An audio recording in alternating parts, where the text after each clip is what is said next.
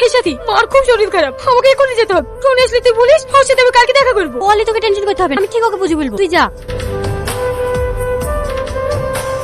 তোমার নাম টনি? হ্যাঁ। Wow, so handsome. তোমার নাম সালমা?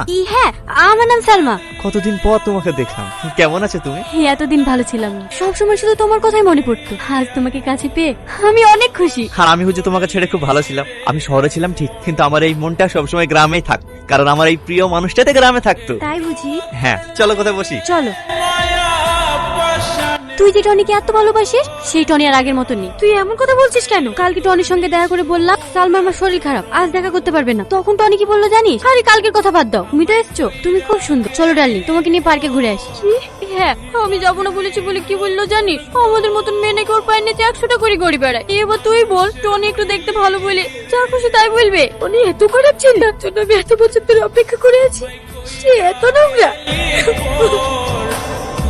জানো টনি, এই কটা দিন যেন আমার কাছে স্বপ্নের মতো কেটে যাচ্ছে। আমরা যেন সারা জীবন এইভাবেই থাকতে পারি। সালমা, মনে পড়ে ছোটবেলার কথা, যেদিন আমার আব্বা তোমাকে অপমান করেছিল, আর তুমি খাওয়া দাওয়া বন্ধ করে শুধু আমার জন্য কান্না করছিলে? সেদিন তোমার হাতে হাত রেখে একটা কথা বলেছিলাম, মনে আছে?